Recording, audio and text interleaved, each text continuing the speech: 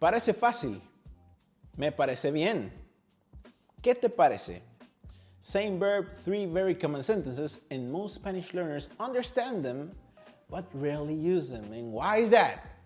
Because nobody really explains what the verb parecer does.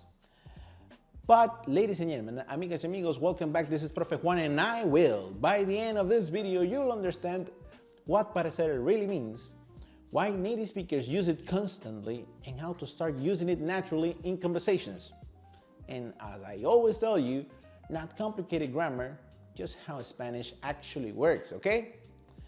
So let me start by telling you the most surprising part. Most learners think that parecer equals to seem. And technically, just technically, that's true. But native speakers use it so for much more than that.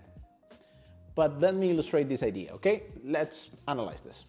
Parecer is used when you're giving an impression, opinion, or appearance, not a fact, not certainty, an impression. Something seems a certain way, something looks a certain way, something feels a certain way. And that's the feeling behind almost every use. Let's start with the most literal use, the one that is closest to English. Of course, we're going to start with the it seems structure, right? And look at this, it's very easy. Parece difícil, it seems difficult. Parece interesante, it seems interesting. Parece imposible, it seems impossible. You're not stating a fact, you're giving an impression. That's why Spanish uses parecer, okay? Now, let's move on and let's go into the, I wouldn't say complex, but interesting scenarios. Let's talk about the I think structure. Now look at this. Me parece bien. This is one of the most common expressions in Spanish. Literally is, it seems good to me. But in real English, you know what it is. I think that's fine. I agree. Sounds good. Again, we're not using the verb pensar, you know? I think that's fine. Yeah, we're not using the verb pensar. This is a more relaxed thing. Let me give you another example. Me parece perfecto. Sounds perfect. Me parece una buena idea. I think it's a good idea. Have we used the verb to think, pensar, or the verb to sound like sounds perfect? No, right? We're using the verb parecer. It's fantastic. No me parece justo. I don't think it's fair. Notice something. Spanish often uses parecer when English uses, of course, I think, to express your thoughts, your opinions. Fantastic. This leads directly to one of the most useful questions in Spanish. ¿Qué te parece? Ah, you have heard this one before. ¿Qué te parece? What do you think? Native speakers say this constantly, and I mean every day. Todos los días. ¿Qué te parece la película? What do you think about the movie?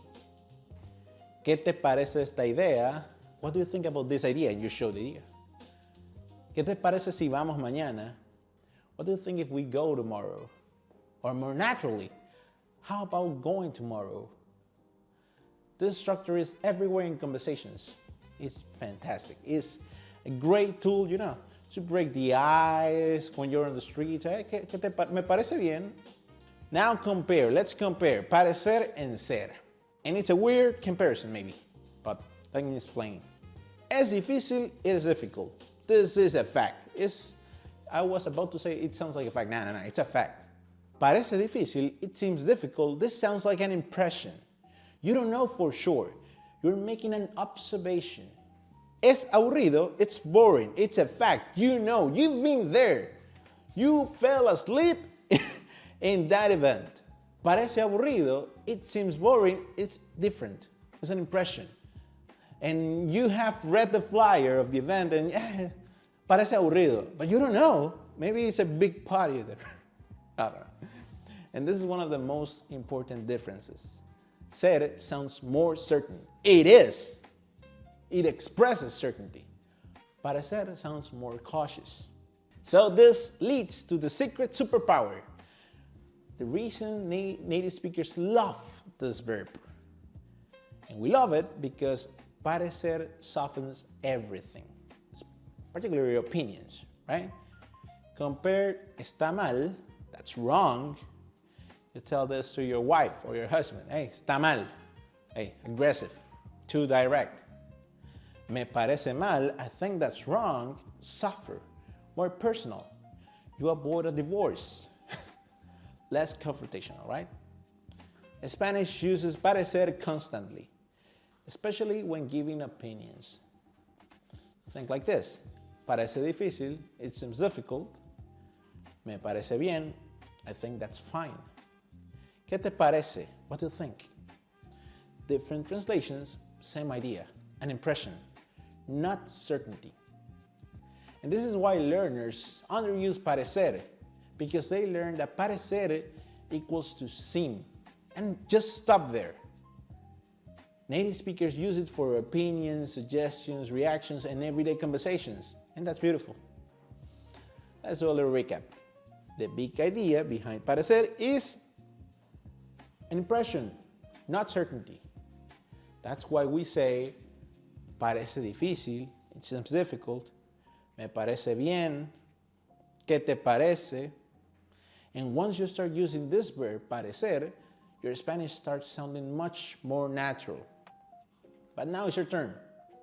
Go to the comments, write one sentence using parecer, and I'll make sure to correct it, okay? And we'll be right there in the comments. One sentence is more than enough, okay? Amigos y amigas, if this helped you understand parecer, like the video, subscribe, and I'll see you in the next lesson. ¿Me parece bien? ¿A ti te parece bien? Nos parece bien.